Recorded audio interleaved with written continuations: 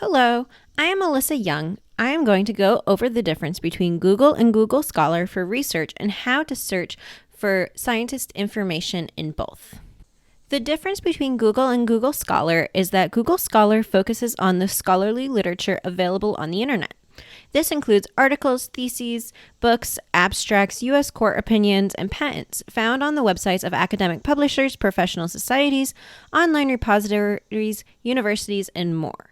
By scholarly literature, Google means publications that are based on the results of research or studies.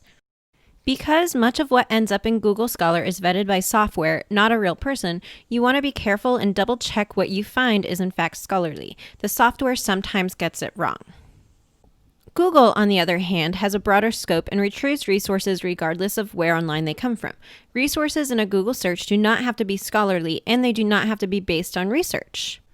So which version of Google should you use when? Knowing which version depends on what it is you're trying to research. Google can be a great place to start to find background or anecdotal information on your topic and to learn what vocabulary people use when discussing it.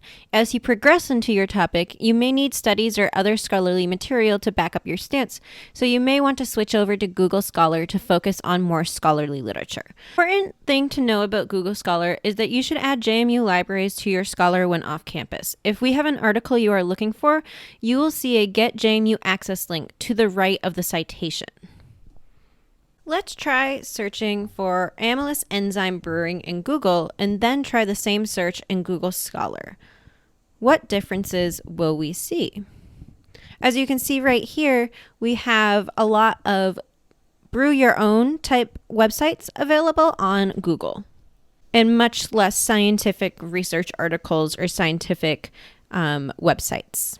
We do the same search in Google Scholar, you will see that we have much less results, and also all of the resources that are coming up look more that they are coming from scholarly resources, and you can also see that Get JMU Access on the right hand side where we can click and get access to the article through JMU libraries. Now that we know when to use which, I want to show you how to search for authors in Google Scholar. While you could search for someone in Google, you will get a very different amount of information about that person that way. If you want to find scientific articles that person has written, Scholar is the way to go. Let's search Dr. Bernstein in Google. What comes up is the JMU faculty page for him, some other information that's very basic, including Twitter and such.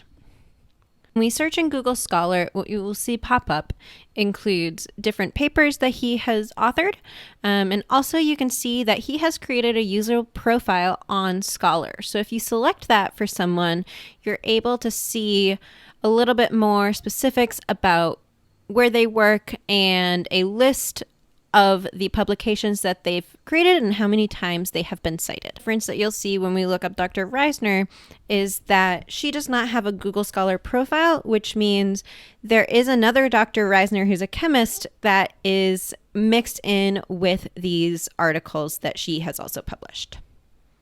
Thank you for watching. If you have any questions, feel free to reach out.